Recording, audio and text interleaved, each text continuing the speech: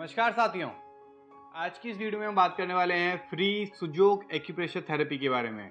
जी हाँ, आपने पहले एक बार पूरी बॉडी को समझ लिया है सुजोग थेरेपी में कौन सा ऑर्गन, कौन सा जॉइंट कहाँ पर आता है, कौन सा हमारा हाथ है, कौन सा पैर है। जैसे मैं हर वीडियो में आपको बताता हूँ, मैं अपने पैरों पे खड़ा हूँ, सेंटर में मेरे 2 पैर, हवा में 2 हाथ, ये मेरा पूरा बॉडी पार्ट और ये मेरी गर्दन। ये फ्रंट वाइट स्किन और ब्लैक स्किन होती है हमारे बैक साइड में। तो आपने लास्ट वीडियो में देखा कि आपके ऑर्गन्स किस तरीके से हाथ में रिफ्लेक्ट होते हैं। इसमें सारे ऑर्गन्स आपको अच्छे से दिख जाते हैं। ठीक है, अब बैक साइड में क्या क्या आता है। बैक साइड में आगे के मुकाबले तो काफ़ी कम आता है, लेकिन जॉइंट्स हमारे चारों तरफ के होते हैं। और बैक साइड में जो ये एरिया है, इसमें हमारी स्पाइन आती है। 2 पैर, अगर मैं पैरों पे खड़ा हूँ तो दोनों पैरों के बीच में यहाँ पे टेल बोन और आपकी सैक्रल, लंबर और आपकी थोरैक्स, फिर आपकी थोरैक्स यहाँ जुड़ जाती है और फिर इसके बाद आपका सर्वाइकल एरिया आ जाता है। ठीक है, वो हम स्पाइन को देखते हैं एक्यूरेटली किस तरीके से। सेंटर की 2 उंगलियां, यानी कि 2 उंगलियां इधर से छोड़नी है, 2 उंगलियां इधर से छोड़नी है। इनके बीचों बीच में हमारी स्पाइन, मैं अपने पैरों पे खड़ा हूँ, बीच के 2 पैर, तो बीच के 2 पैरों के बीच से पीछे हमारी स्पाइन जा रही है। ये स्पाइन हमारी इस तरीके से स्पाइन आएगी। ठीक है,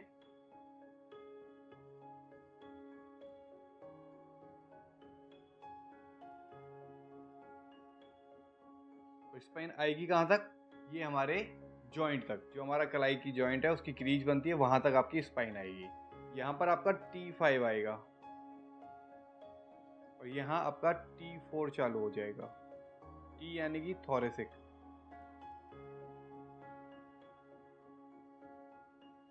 और ये आपका सर्वाइकल आ जाएगा।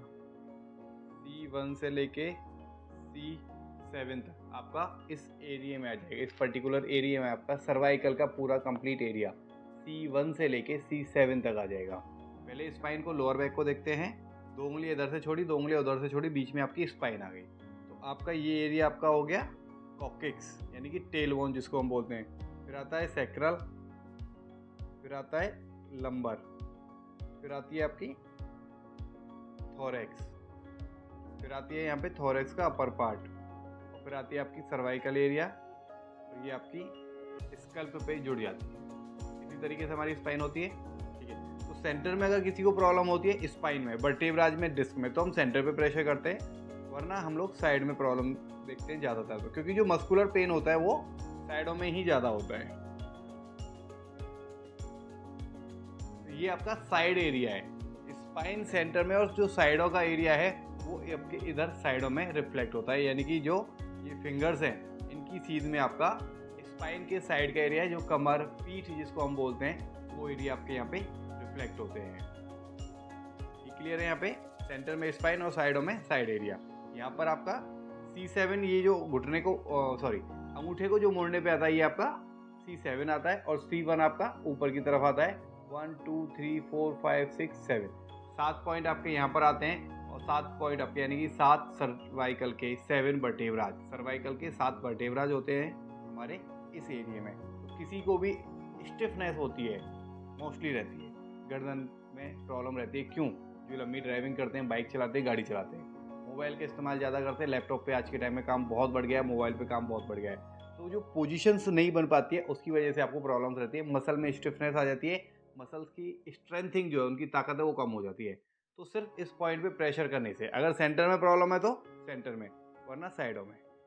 ये आपका, ये साइडों का एरिया, ये आपका साइडों का आएगा, और बीच में आपकी सेंटर में स्पाइन आएगी। तो जहाँ पे प्रॉब्लम है सेंटर में, तो सेंटर पे प्रेशर कीजिए, साइड में है तो साइड में कीजिए प्रेशर।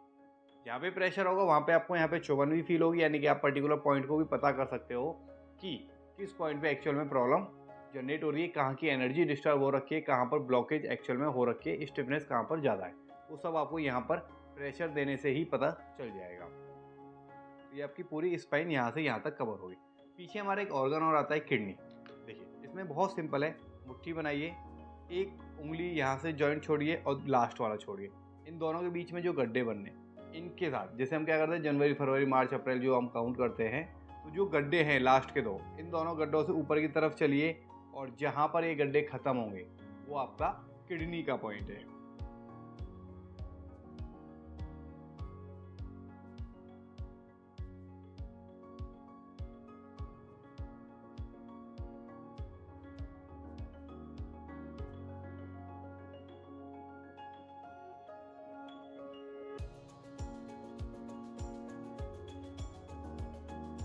ये आपके किडनी के पॉइंट आते हैं। कैसे रिफ्लेक्ट करेंगे? मुट्ठी बनाया, ये दो गड्ढे जो है, बीच वाला गड्ढा छोड़ के साइडों के जो दोनों गड्ढे हैं वहाँ से प्रेशर बनाते हुए चलिए।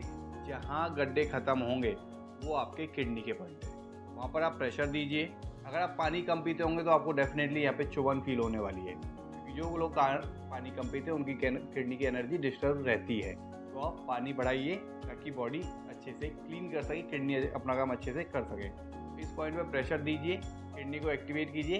साथ ही आप यहाँ पे राजमा बीन्स भी लगा सकते हैं। किडनी की शेप और राजमा बीन्स की शेप जो होती है वो सेम होती है। तो आप उस पॉइंट पर भी उस शेप को लगाकर भी उसकी एनर्जी को बढ़ा सकते हो। तो यानी कि इस पॉइंट पे आप राजमा बीन्स लगाएंगे तो भी उसकी एनर्जी इंप्रूव होना स्टार्ट हो जाती है। तो किडनी की कोई भी प्रॉब्लम है, किडनी का साइज बड़ा हो गया, किडनी श्रिंक हो गई है, डायलिसिस का केस चला है, तो भी आप इन केसेस में लगा सकते हो। किसी भी तरीके का कोई साइड इफेक्ट इसमें नहीं है। तो सेंटर में आपकी स्पाइन आ गई और साइड में आपके किडनी का पॉइंट आ गया। तो ये आपका सुजोग थेरेपी में बैक पार्ट यानी कि पाम का बैक पार्ट जो है, तो ये सारे पॉइंट्स इसमें आते हैं। क्लियर है? अगली वीडियो में हम आपको अगले सुजोग थेरेपी में ही आगे के बारे में बताएंगे। आज की वीडियो में इतना ही। धन्यवाद।